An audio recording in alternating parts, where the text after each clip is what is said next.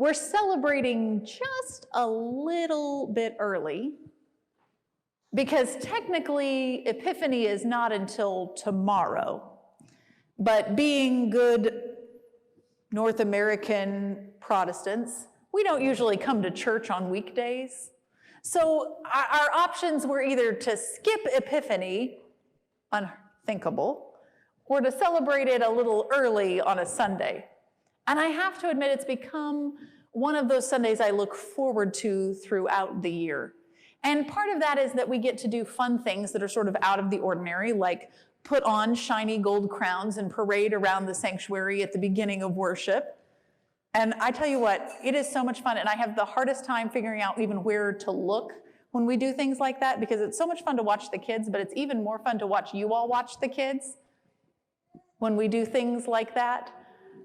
And I love bringing them in, not just to the Bible story, but to the liturgical year, to this pattern of flow throughout the year that we're part of. But I also love Epiphany in particular because there is this wild mix that happens between the story that's in the scripture, what we find in Matthew, and the ways in which it has grown in meaning and mythology throughout our tradition. And I don't say mythology to mean that it's not true, but I mean that over the years we've been so taken with this story that we've filled in the gaps, the pieces that the scripture doesn't tell us, in order to load onto it even more meaning. For instance, last year, if you were here on Epiphany Sunday, I told you about a tradition called the chalking of doorways, where on Epiphany, many folks around the world will go out and chalk their own doorways, or perhaps the doorways of their neighbors. And if you're doing it this year, you would write 20 CMB20. And the CMB has two different meanings. One of them is the names that the scripture doesn't give us for the wise men, because scripture doesn't actually limit it to 3, but our tradition has narrowed it to 3 over the years. Caspar, Melchior, and Balthazar. And it also stands for a Latin phrase that I've now conveniently forgotten, and that's okay because Tara's not here this week. But that basically means bless this house. And that might be something that your family wants to do to start the year, early in the year, by marking your house as a place of blessing. Or perhaps it's a way you can reach out to your neighbors and say, I know this is a really silly thing, but this is something that I learned about in church, and I think it would be really cool to just mark a blessing on your door or on your porch or on your sidewalk. But there's a more recent tradition. It started, probably 11 or 12 years ago, and has grown by leaps and bounds because of the wonder of the internet and the way that preachers share ideas with each other now. And that is this idea of star words. You saw as the kids gathered together and received their gifts of words.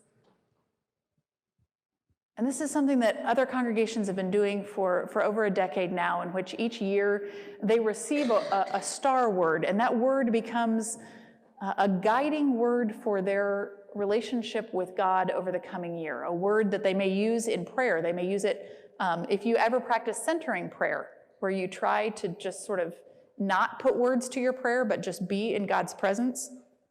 It turns out that's really, really hard. And so one of the tricks of the trade for doing a centering prayer is to choose a word or a phrase that every time you feel your brain slipping into trying to verbalize to God, or wandering to the other things that you could be doing, or wondering exactly how long you've been praying, you just repeat that word or that phrase, and it brings you back.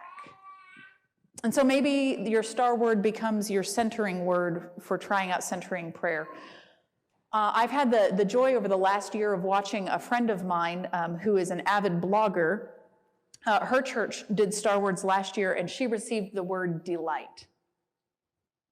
And so over the course of the year, at multiple times, she has blogged about the ways in which delight has shown up in her life. And she happens to be a particularly gifted amateur photographer, and so she often shares pictures along with it. And I'm convinced that she has brought the world a great deal of delight over that year of ruminating on that word. And I want you all to know that, and the kids aptly pointed out, the stars are not very starry. I've learned a lesson in parenthood that I've not yet translated well into my pastoral life, and that is that I should really stay off Pinterest, because I am not the Pinterest type, and unless you're really interested in that Nailed It show where they try the Pinterest things and it's a total disaster. So that's a little bit of what happened with our stars. I have not at all missed my calling as an origami artist, and so you have to use some creativity and some imagination to see where they could have been stars if I were better at this. But know that they were folded with great prayer. That as I folded each and every one into a sort of star-like shape, I prayed for whoever will receive it. And then as I went through the star words and wrote them on the star-ish things, again, I prayed for the ways in which that word might show up in your life and in your spirit. And I have no idea who's going to get which one. All right, these are not ones that I have assigned you. They're just up here.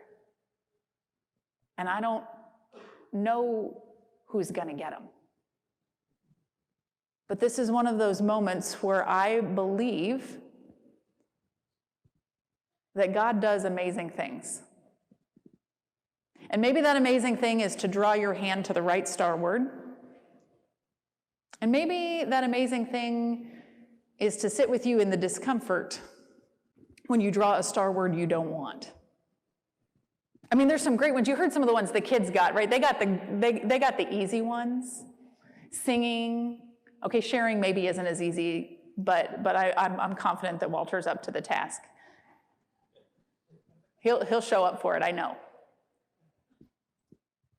But there's some hard ones in the adult stars, right? There's stuff like discernment and forgiveness and discipline. There's stuff like pardon, prayerfulness, restraint, and self-control. There's also peace and comfort and healing and all kinds of things that you may really need.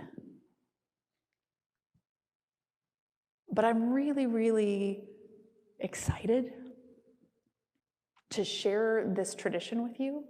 I'm really excited to see how God shows up in your life and in your spiritual walk through the word that you draw. And you may tell me and you may never tell me, and that I'm okay either way. But let me tell you, and I hope that he will forgive me for sharing, but the twinkle in Bill DeMoss's eye when he left here with the word begin, as we're preparing to celebrate his 90th birthday, was worth it. God does amazing things. God does transforming things. The other thing that I remember each year on the Feast of Epiphany is that the wise ones, the ones who answer that internal call, right? They were studying the stars and they see this new star and they begin to understand what it may mean. And they could have just sat around musing about that. It could have been theoretical. But something in them wasn't content to sit and wait and see what would happen. Something in them drove them to pack up for a journey and to bring their treasure chest. Something drove them to seek the child. And it's not because they knew the scriptures, because, right, the scripture tells us that they go to Jerusalem and they go to Herod's palace. And actually, did you notice the part where Herod, the king of the Jews, didn't know the scriptures either?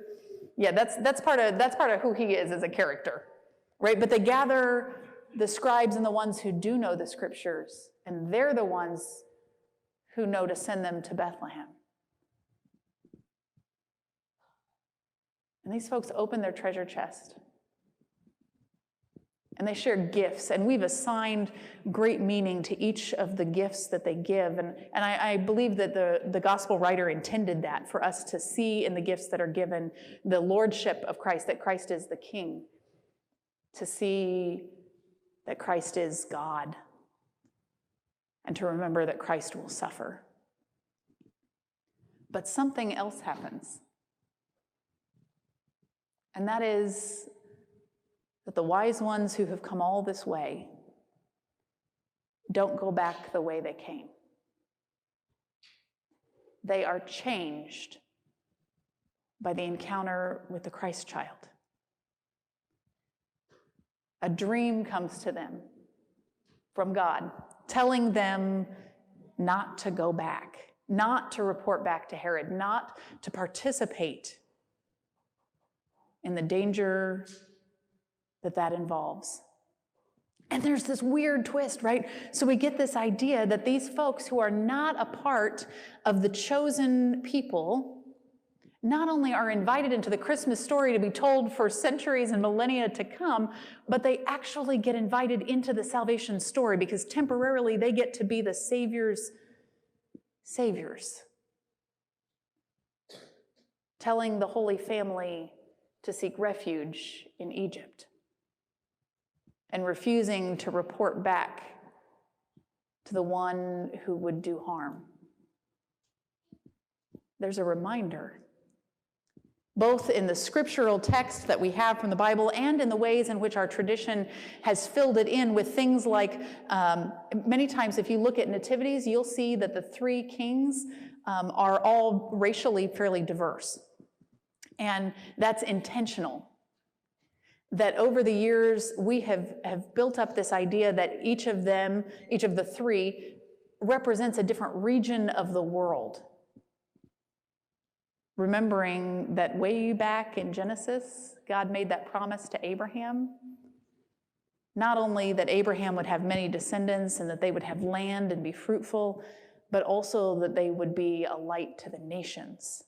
A reminder that God's promise is not just for a few, but for the whole world.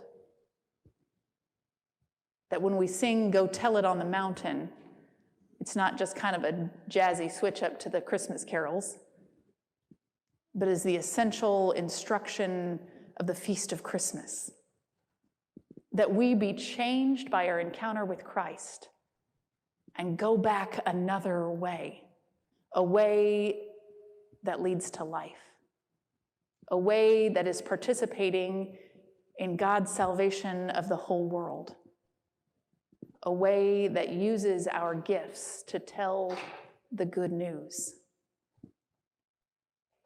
And so I continue to pray that each of these stars will find just the right hands after communion. And there may be a little added chaos this week for communion because you may need to get behind me to get to a star. And I will tell you, if somebody is not here, they can have me draw a star word for them. But if you'll just take one for those that are here, and if we run out, I will make more. And I will make sure that you get one, because I want everybody to have a star word for this year. And I hope that over the course of the year, you'll trust me enough to share with me what God's doing through that word. What's happening in your life, whether it's expected or not expected, that you see differently because of receiving that gift, that encounter that lets you go back another way. Thanks be to God. Amen.